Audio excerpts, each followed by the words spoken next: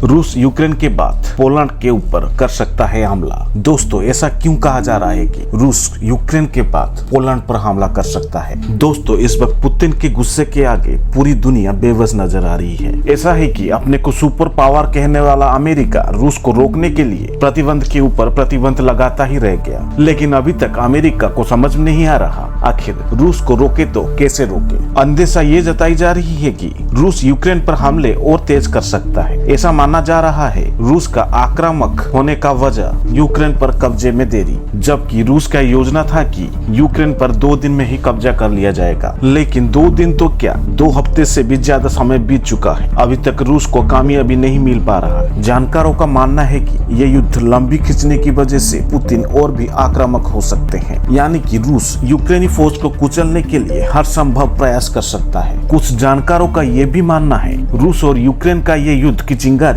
कहीं पोलैंड तक ना पहुंच जाए। अगर रूस पोलैंड पर हमला करता है तो ये युद्ध भयानक रूप ले सकता है, यानी कि तीसरा विश्व युद्ध होना तय है। इसके लिए नाटो ने बकायदा अपनी पूरी तैयारियां कर ली है। रूस की आशंकाओं को देखते हुए नाटो ने इस बीच पोलैंड में अपनी 35,000 सैनिकों को रूस के साथ लड़ाई के लिए उतार रखा है। ये अंदेशा जताया जाना कि रूस पोलैंड पर हमला कर सकता है, इसका मुख्य वजह मानी जा रही है रूस नाटो से अपना पुराना बदला लेना चाहता है। पुराना बदला यानी कि वार्सो पैक्ट, जिसकी वजह से पुतिन आज अकेले ही पूरे वेस्टर्न कंट्रीज को सबक सिखाने के लिए अपनी पूरी ताकत से नाटो पर वार कर सकते हैं। दरअसल दोस्तों, पोलैंड में एक वार्सो शहर है जो कभी सोवियत संघ और पश्चिमी कम्युनिस्ट शासन वाले देशों के सैन्य संगठन का मुख्य केंद्र हुआ करता था। दोस्तों, ये संगठन जो कि नाटो देशों के खिलाफ काम करने के लिए बनाया गया था, जिसे वार्सो पैक्ट के नाम से भी जानी जाती थी। दोस्तों, सोवियत संघ के विघटन के बाद उस समय पोलैंड वार्सो पैक्ट में सबसे बड़ा और सबसे मजबूत देश हुआ करता था। जब 1945 से 1990 के बीच सोवियत संघ और अमेरिका के बीच शीत युद्ध लड़ी गई थी, उस समय वार्सो शहर में ही अमेरिका के खिलाफ सारी रणनीतियां बनाई जाती थी। जाहिर है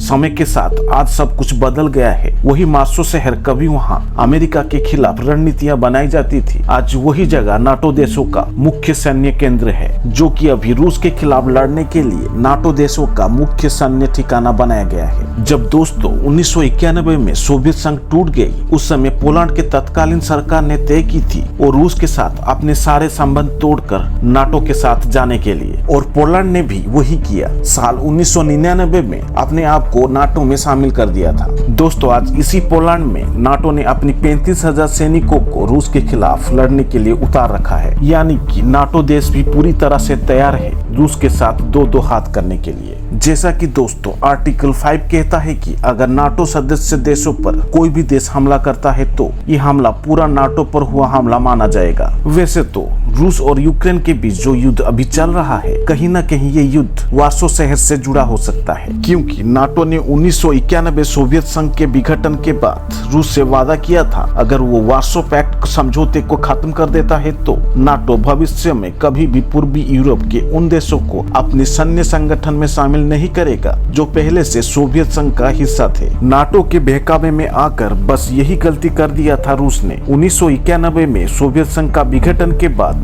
रूस इस पैक्ट को खत्म कर दिया था और उम्मीद जताई थी कि नाटो अपना वादा पूरा करेगा, लेकिन नाटो ने कभी भी रूस के वादे पर अमल नहीं किया, बल्कि एस्टोनिया, लात्विया, पोलैंड और रोमानिया जैसे देशों को अलग अलग समय में नाटो के सदस्य देश बना लिया, जो कभी वार्सो पैक्ट के तहत कभी सोवियत संघ के हिस्सा थे। और अभी जो युद्ध रूस और यूक्रेन के बीच हो रहा है, कहीं न कहीं इस युद्ध का कारण वार्सो पैक्ट ही है।